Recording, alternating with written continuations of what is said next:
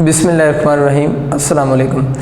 बच्चों, नेक्स्ट हमारा जो शॉर्ट क्वेश्चन आ सकता है वो कुछ यूँ आएगा कि define dimensional formula and dimensional equation, इन दोनों को डिफ़ाइन करने का क्वेश्चन आता है। इससे जो पिछला मेरा लेक्चर था उसके अंदर मैंने किसी भी फिज़िकल क्वांटिटी का आपको डायमेंशन लिखना सिखा दिया था कि हम किसी भी फिज़िकल क्वांटिटी की डायमेंशन को लिख सकते हैं। कुछ एग्जांपल मैंने इधर नीचे लिखी हैं। डायमेंशनल फार्मूला ऑफ वॉल्यूम हम कैसे लिखेंगे, मैंने आपको बताया था ना कि किसी भी चीज़ की डायमेंशनल फार्मूला लिखने के लिए फ़र्स्ट ऑफ़ ऑल आप लोगों ने उस चीज़ का फार्मूला लिखना है, फिर उस चीज़ को आप लोगों ने बेस यूनिट्स में कन्वर्ट करना है, और बेस यूनिट में जब वो सारी क्वांटिटीज़ कन्वर्ट हो जाएंगी उसके बाद आप उनकी सिंबॉलिक रिप्रेजेंटेशन को यूज़ करके हर एक की डायमेंशन लिख देंगे। ये बातें ऑलरेडी हमारी हो चुकी हुई हैं कि डायमेंशन किसी भी फिज़िकल क्वांटिटी के हम कैसे बनाते हैं। तो मैंने कुछ एग्जांपल यहाँ पर लिए हैं। डायमेंशनल फार्मूला ऑफ वॉल्यूम मैंने लिखा है ml³ और t साथ में लिखा हुआ है। मैंने आपको बताया था जब फार्मूला हम लोगों ने लिखना सीखा था कि जिसके ऊपर नाट आ रहा हो ना, इसका मतलब है कि उसकी कोई इन्वॉल्वमेंट नहीं है। तो वॉल्यूम जो कि एक फ़िज़िकल क्वांटिटी है, अब वॉल्यूम किस पे डिपेंड कर रहा है, क्या इसके फार्मूले में मास और टाइम आ रहे हैं, दोनों के ऊपर नाट लिखा हुआ है। इसका मतलब है कि वॉल्यूम के फार्मूला में ना तो मास की कोई वेटेज है और ना ही कोई टाइम की कोई वेटेज है।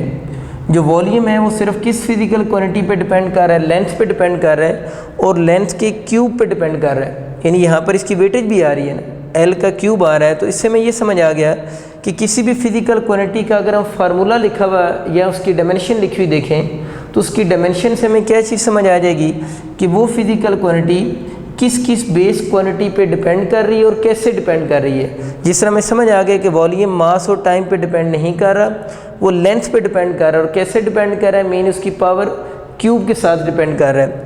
इसी तरह डायमेंशन फार्मूला ऑफ स्पीड अगर हम देखें, स्पीड के हम लोगों ने डायमेंशन बनाना सीखी थी, तो उसका डायमेंशन फार्मूला LT-1 होगा। साथ में m के साथ नाट लिखा हुआ है। m के साथ नाट का मतलब है स्पीड जो है वो मास पे डिपेंड नहीं कर रही, स्पीड दो फिज़िकल क्वांटिटीज़ पे डिपेंड कर रही है, एक लेंथ है और दूसरी क्या चीज़ है, टाइम।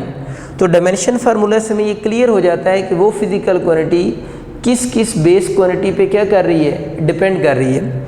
एक्सेलरेशन का अगर हम देखें तो एक्सेलरेशन का डायमेंशन फार्मूला m0LT-2 बनेगा। अगेन एक्सेलरेशन जो है वो भी मास पे डिपेंड नहीं कर रहा, एक्सेलरेशन डिपेंड कर रहा है लेंथ और किस चीज़ पे, टाइम पे डिपेंड कर रहा है। अगर किसी बच्चे ने वो वीडियो नहीं देखी हुई जिसमें हम इन चीज़ों की डायमेंशन बनाते हैं तो पहले उस वीडियो को देख लें, फिर उनको ये लेक्चर अच्छा समझ आएगा, क्योंकि इससे ऑलरेडी पहले हम ये चीज़ें डिस्कस कर चुके हैं कि ये डायमेंशन कैसे बनी है। तो ये बेसिकली आप लोगों ने जो पहले चीज़ें बनाना सीखी थी, ये वॉल्यूम का डायमेंशनल फार्मूला है, ये स्पीड का डायमेंशनल फार्मूला है और ये एक्सेलरेशन का डायमेंशनल फार्मूला है। अब देखते हैं डायमेंशनल फार्मूला होता क्या है। मैंने आप लोगों के लिए बोर्ड पर लिखा है द एक्सप्रेशन, ये जो एक्सप्रेशन है ना, एक ऐसा एक्सप्रेशन विच शोज़, जो आपको शो करता है how and which of the base quantities represent the dimension of A physical quantity. ये दो वर्ड लिखे हुए हैं।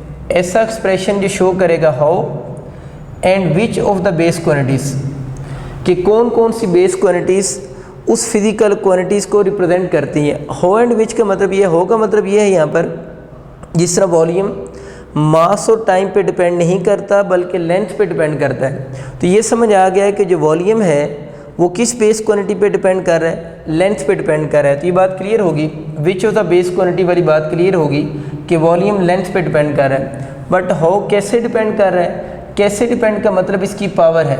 यानी यहाँ पर जो हाउ वर्ड है वो बेसिकली किस सेंस में आपके पास आ रहा है, एक्सपोनेंट या पावर के सेंस में आ रहा है। तो ये लेंथ के क्यूब के साथ इस पर डिपेंड कर रहा है। जिस तरह दोबारा देखें स्पीड को, स्पीड के फार्मूले में भी इसमें लेंथ और टाइम दोनों पे क्या कर रहा है, डिपेंड कर रहा है। लेंथ की पावर +1 है और टी की पावर -1 यहाँ पर आ रही है। तो आपको क्लियर हो गया कि कोई भी ऐसा एक्सप्रेशन जो शो करे, the expression which shows how and which of the base quantities, समझ आ गया कौन कौन सी base quantities, length, time. How का मतलब यहाँ पर एक्सपोनेंट के सेंस में है। Represent the dimension of a physical quantity is called dimensional formula. तो इन सब को हम किसका नाम देते हैं, डायमेंशनल फार्मूला का नाम देते हैं। तो सादा लफ्ज़ों में वो ये कहना चाह रहा है कि डायमेंशनल फार्मूला को देख के आप ये बता सकते हैं कि वो फिज़िकल क्वांटिटी किस किस बेस क्वांटिटी पे कैसे डिपेंड कर रही है, किस किस बेस क्वांटिटी पे, मतलब हम उन बेस क्वांटिटीज़ के देख के डायमेंशनल फार्मूला को नाम बता सकते हैं, और हाउ यानी कैसे डिपेंड कर रही है वो उनकी एक्सपोनेंट से हमें आइडिया हो जाता है कि किस एक्सपोनेंट जो जिस तरह ये लेंथ है और ये टाइम है, तो एक्सेलरेशन लेंथ के साथ पावर 1 के साथ डिपेंड कर रहा है और टाइम की पावर -2 के साथ डिपेंड कर रहा है। ये दोनों इन्फॉर्मेशन हमें किससे मिल जाती हैं, डायमेंशनल फार्मूला से मिल जाती हैं। डायमेंशनल फार्मूला और डायमेंशनल इक्वेशन एक ही चीज़ है, सिर्फ इतना फ़र्क होता है कि अगर हम ये देख लेना, ये आपका वॉल्यूम का मैंने डायमेंशनल फार्मूला लिखा हुआ है, ये जो डायमेंशनल फार्मूला लिखा हुआ है ये बच्चों वॉल्यूम का लिखा हुआ है। ये तभी हम लोगों ने पढ़ा है कि ये आपका डायमेंशनल फार्मूला है।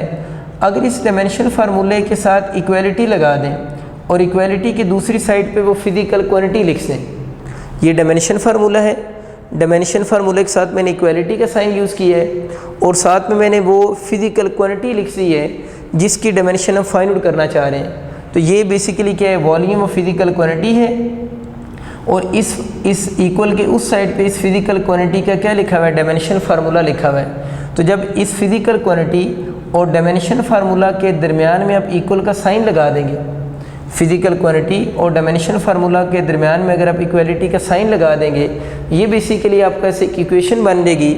उसी इक्वेशन को हम क्या बोलते हैं, डायमेंशन इक्वेशन कहते हैं। ज़रा देखते हैं डायमेंशन इक्वेशन कैसे बनती है।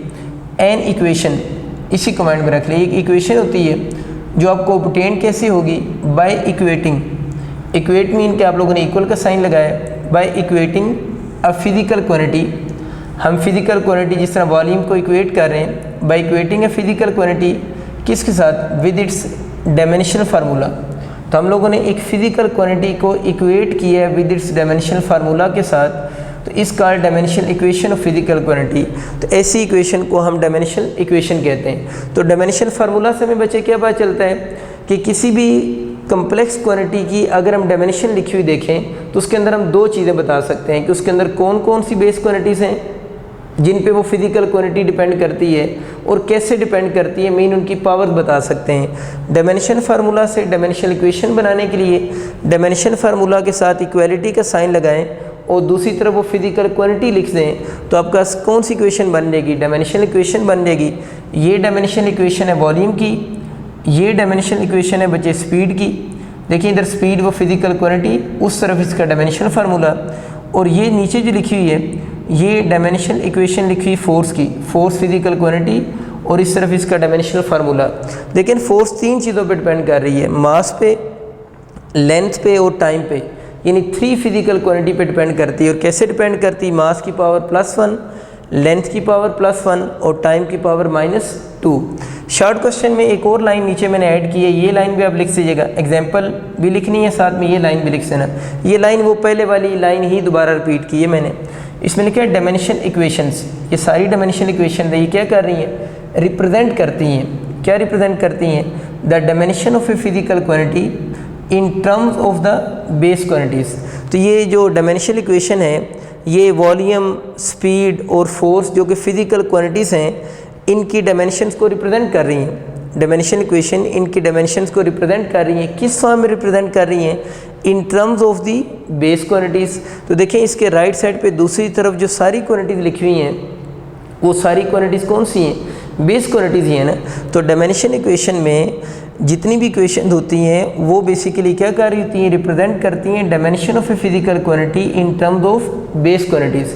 तो इसके अंदर जब भी हम किसकी डायमेंशन लिखेंगे तो इन टर्म्स ऑफ क्या लिखेंगे, बेस क्वांटिटीज़ ही लिखेंगे। तो बहुत इंपॉर्टेंट शॉर्ट क्वेश्चन है बोर्ड पॉइंट ऑफ व्यू से कि अगर आपसे पूछता है what is dimensional formula and dimensional equation, तो आप लोगों ने इसकी डेफिनेशन, इसकी एग्जाम्पल लिखेंगे, इसकी डेफिनेशन ये लिखेंगे, उसके बाद ये लाइन ऐड कर सकते हैं और साथ में आप इसकी एग्जाम्पल लिख देंगे, तो आपका शॉर्ट क्वेश्चन कंप्लीट हो जाएगा।